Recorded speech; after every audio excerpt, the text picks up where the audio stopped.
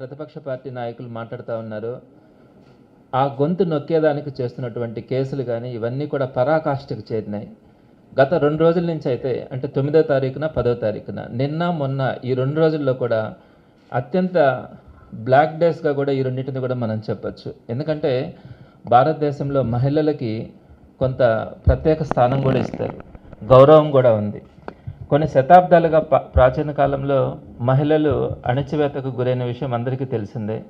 మరి అలాంటి క్రమంలో వాళ్ళని కూడా మనం ప్రోత్సహించాలి, వాళ్ళని కూడా సమాజంలో ఒక అత్యున్నతమైనటువంటి స్థాయిలో ఒక గౌరవంగా వారిని మనం చూడాలన్న ఆలోచనతో భారత ప్రభుత్వం వారికి అనేకమైనటువంటి ప్రత్యేకమైనటువంటి అధికారాలు కానీ వారికి ఇవ్వడం కూడా, గౌరవాన్ని ఇవ్వడం కూడా జరుగుతూ ఉంది. వారి కోసం ప్రత్యేకమైనటువంటి చట్టాలు కూడా తీసుకురావడం కూడా జరిగింది. ఇంత ఉన్నతంగా మనము మహిళల్ని ఎంకరేజ్ చేయడం కానీ మహిళల్ని అభివృద్ధి చేయాలన్న ఆలోచనతో భారతదేశంలో ఉండే అన్ని రాష్ట్ర ప్రభుత్వాలు కూడా దానికి సంబంధించి ప్రోత్సహిస్తూ ఉంటాయి. దానికి భిన్నంగా ఈరోజు ఆంధ్ర రాష్ట్రంలో ప్రత్యేకంగా నిన్న మొన్న జరిగినటువంటి సంఘటనలు చూస్తుంటే ఆంధ్ర రాష్ట్రంలో అసలు ఏం జరుగుతూ ఉంది అని ఈరోజు భారతదేశంలో ఉన్న ప్రతి ఒక్కరికి కూడా చూసే పరిస్థితి ఏర్పడింది. దట్టు ఇంకొక విషయం కూడా చెప్పాలంటే మహిళలతో పాటు బీసీ, ఎస్సీ, ఎస్టీ, మైనారిటీ వీరందరూ కూడా చాలా కాలం నుంచి, పురాతనంగా చాలా కాలం నుంచి కూడా వారందరూ కూడా కొంత అణచివేతకు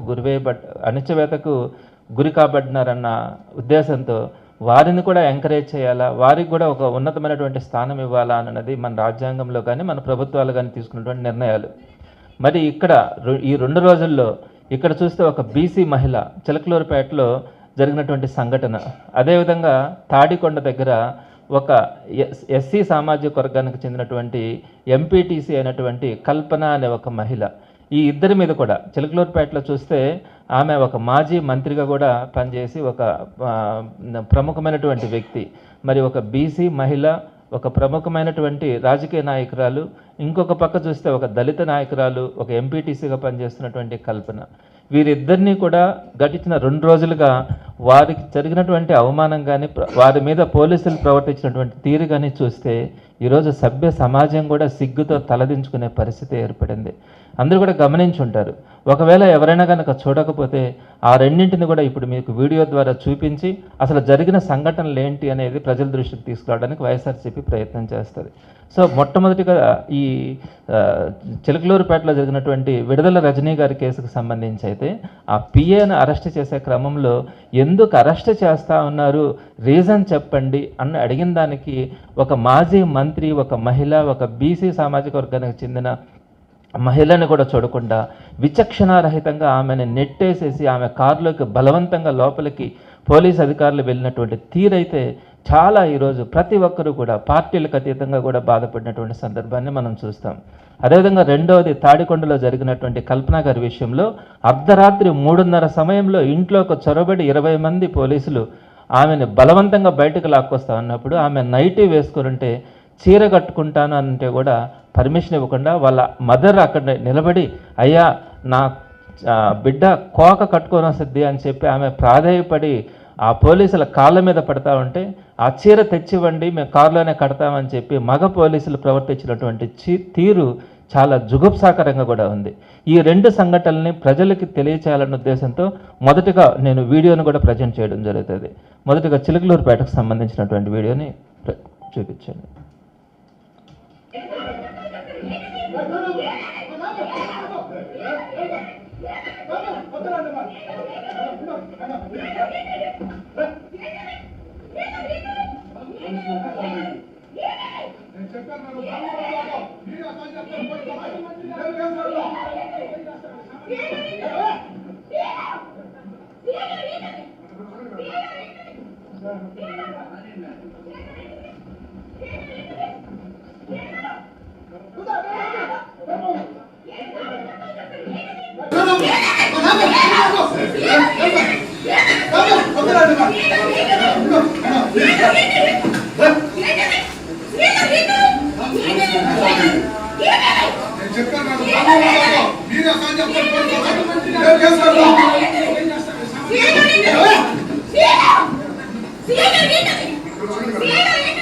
నెక్స్ట్ రెండోది, ఇప్పుడు మంగళగిరి కంతేరు వైఎస్ఆర్సీపీ ఎంపీటీసీ కల్పన గారిని దళిత మహిళ ఆమె ఆమెను అరెస్ట్ చేసినటువంటి తీరు అర్ధరాత్రి 3:30 ప్లే చేయమ్మా. ఆమె వాళ్ళ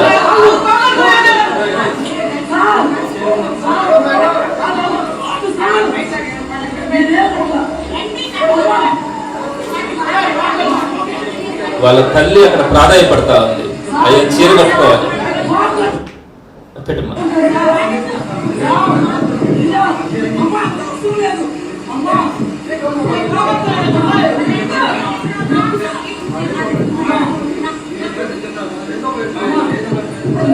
ఇప్పుడు ఆమె చీర కట్టుకోలేదంటే చీర తీసుకురా కారులో కడతామని చెప్పి మగ పోలీసులు చెప్తుంటే ఆమె ఇంట్లోకి చీర తీసుకొచ్చి ఆ మగ పోలీసులకి ఇస్తాడు.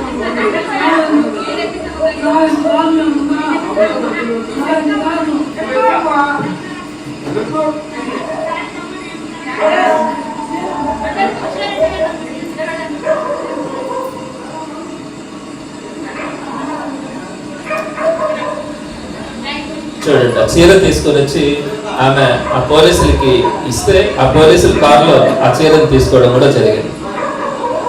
క్లోజ్ చేయండి. సో ఎక్కడైనా కూడా మనము ఇట్లాంటి పరిస్థితుల్ని, ఇవి చీకటి రోజులు, ఎమర్జెన్సీ రోజుల్ని తలపించే విధానంగా ఉన్నాయి, కానీ చీర కట్టుకునేదానికి కూడా పర్మిషన్ ఇవ్వకుండా అరాచకం చేసినటువంటి తీరు ఎంత సిగ్గుపడాల్సినటువంటి అంశమో మనం చూస్తూ ఉన్నాం. మనం ప్రధానంగా చూసుకుంటే దీనికి సంబంధించి నాకైతే 2 అంశాలు గుర్తుకొస్తాయి. ఎప్పుడో 3000 సంవత్సరాల క్రితం ద్వాపర యుగంలో కీచక పర్వం జరిగింది, ద్రౌపదిని అవమానించినారు. అంతటితో ఆ కౌరవులు మొత్తం కూడా ఎక్కడా కూడా చరిత్రలో కనపడకుండా వారు తెచ్చుకున్నటువంటి చెడ్డ పేరు కానీ, ఆ తర్వాత జరిగినటువంటి యుద్ధంలో వాళ్ళు కనుమరుగైనటువంటి తీరు కానీ సమాజానికి ఈ రోజుకి కూడా మనం కథలుగా చెప్పుకుంటాం. ఆ తర్వాత 1989లో కూడా తమిళనాడులో జయలలితని అసెంబ్లీ సాక్షిగా ఏ విధంగా అవమానించినారో మనం గమనించాం. ఆ తర్వాత డిఎంకే పార్టీ ఆ తర్వాత అడ్రస్ లేకుండా పోయింది ఆ తర్వాత ఎలక్షన్స్లో. అటువంటి సందర్భాలు ఎన్నో చూసాం మనం. మహిళల్ని ఆ విధంగా అగౌరవపరిచినప్పుడు సమాజంలో ఎటువంటి పరిస్థితులు దారితీస్తాయన్నది మనం అనేక సందర్భాల్లో కూడా గమనించినాం. ఆ తర్వాత ఎటువంటి శిక్షలు పడ్డాయి, వాళ్ళకి సమాజం ఎట్లాంటి శిక్షలు వేసిందన్నది కూడా చూసాం. మరి ఈరోజు జరిగినటువంటి సందర్భాలను నేను ఈ రెండింటిని కూడా మీకు క్లుప్తంగా వివరిస్తాను. మొదటిది చిలకలూరుపేట ఇష్యూకి వచ్చేటప్పటికి విడుదల రజనీ గారు ఆ నియోజకవర్గంలో ఒక చిన్న పరామర్శ ఉంటే ఆ పరామర్శకు వెళ్ళొచ్చే క్రమంలో వాళ్ళ పిఏ శ్రీకాంత్ రెడ్డిని అరెస్ట్ చేయాలనుకున్నారు. యాక్చువల్గా నిన్న మధ్యాహ్నం 11 గంటలకు పోలీసులకి ఒక కంప్లైంట్ ఇచ్చారంట ఎవరో శ్రీకాంత్ రెడ్డి మీద. 11 గంటలకి కంప్లైంట్ ఇస్తే 12 గంటలకల్లా అతన్ని ట్రాప్ చేయడానికి ఎక్స్ మినిస్టర్ దగ్గర ఉన్నాడన్న ఆలోచనతో వారందరూ కూడా పోలీస్ డిపార్ట్మెంట్ అంతా కూడా ఆ కారును వెంబడించడం, ఆ విడుదల రజనీ గారి కారులో ఉన్నటువంటి ఆ పిఏని బలవంతంగా బయటకు తీసుకురావడానికి రజనీ గారిని చెయ్యబట్టి బయటకు లాగి ఈ కారులోకి వీళ్ళందరూ కూడా ఎంటర్ అయ్యి అతన్ని బయటకు తీసుకొచ్చే క్రమంలో జరిగినటువంటి తోపులాటను మనం చూసాం.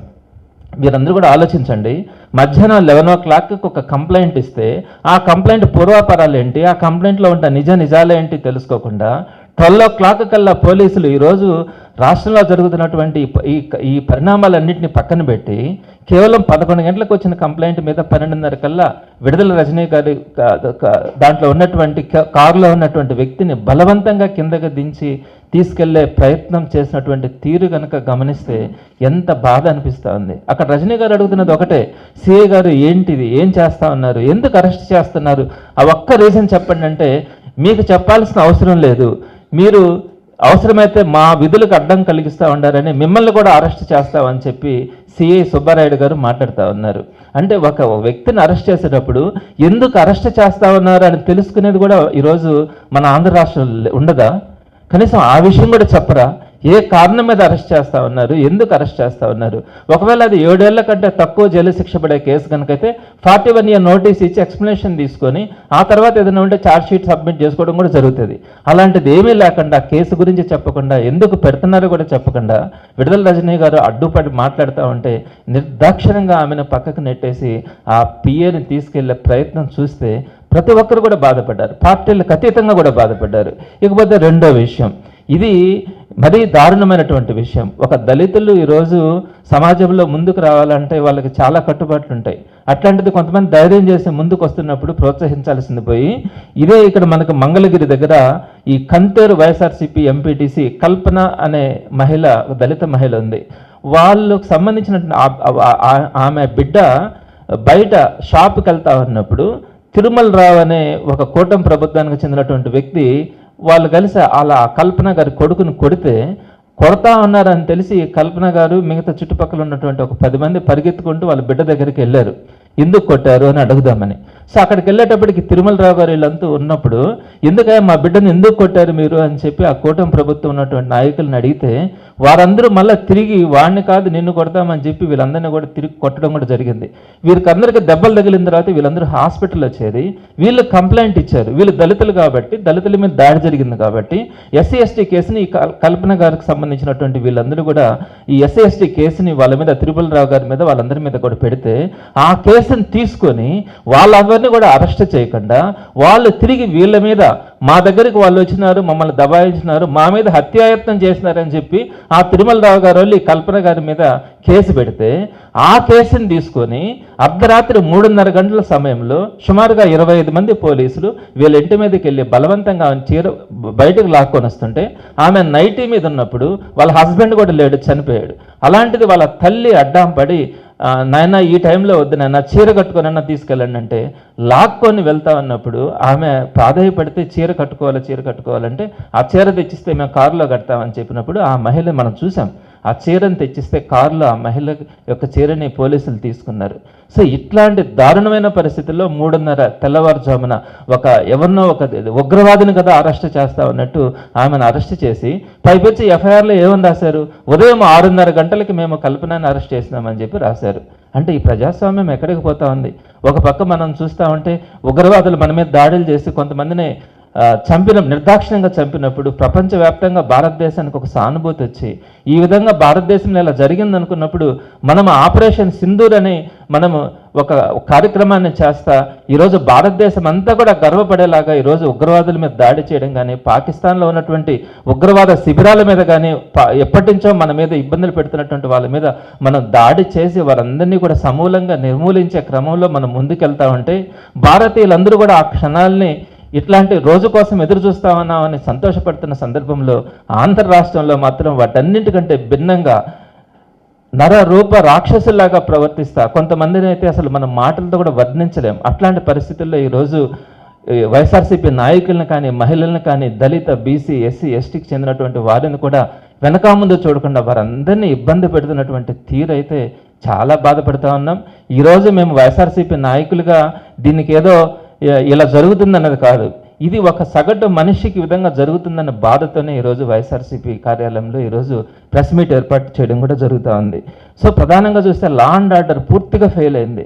ఒక పక్క చూస్తే నిర్దాక్షిణంగా ఎక్కడ పడితే అక్కడ 1000 రూపాయలు 2000 రూపాయలకు కూడా నెల్లూరులో చూస్తూ ఉంటే హత్యలు చేస్తూ ఉన్నారు, గొంతు కోసేస్తూ ఉన్నారు. ఇటువంటి వాటి మీద మాత్రం మీరు ఎక్కడ కూడా పోలీసులు ఎక్కడ కూడా యాక్షన్ తీసుకునే పరిస్థితి కనిపించట్లా. దాని మీద ఏ విధంగా మనం ముందుకెళ్లాలా అన్న లా అండ్ ఆర్డర్ని కంట్రోల్ చేయాలన్న ఆలోచన లేకుండా ఈ విధంగా నిర్బంధించడానికి, మహిళలను అరెస్ట్ చేయడానికి మీరు చూపిస్తున్నటువంటి తపన ఈ తెలుగుదేశం పార్టీ నాయకుల కళ్ళల్లో ఆనందం చూడడానికి ఈరోజు ఏదైతే పోలీసులు ప్రవర్తిస్తున్నటువంటి తీరుందో సిగ్గుపడతా ఉన్నాం. రేపటి రోజున ఇదే పరిస్థితులు ఉంటాయని అందరూ అనుకుంటా ఉన్నారేమో, తప్పకుండా చెప్తా ఉన్నాం. వీటన్నిటిని చూసిన తర్వాత రేపటి రోజున మిమ్మల్ని క్షమించరెవ్వరు కూడా, మేము క్షమించిన సమాజం క్షమించదని తెలియచేస్తా ఉన్నాం. ఒక తిరుగుబాటు కూడా ఈ పరిస్థితులు కనుక చూస్తే వస్తుందని కూడా తెలియచేస్తా ఉన్నాం. మహిళల పట్ల, సమాజంలో ఒక గౌరవమైనటువంటి వ్యక్తుల పట్ల, అదేవిధంగా వెనుకబడిన తరగతుల్లో ఉన్నటువంటి వాళ్ళ మీద మీరు ప్రవర్తిస్తున్నటువంటి తీరు కానీ, ప్రశ్నించే నాయకుల మీద మీరు ప్రవర్తిస్తున్నటువంటి తీరు, దీనికి చాలా సిగ్గుపడతా ఉన్నాం. దీని మీద వైఎస్ఆర్సీపీ ఖండిస్తా ఇటువంటి సందర్భాలకు సంబంధించి తీవ్రమైనటువంటి నిరసనని తెలియచేస్తామని తెలియజేస్తా ఉన్నాను.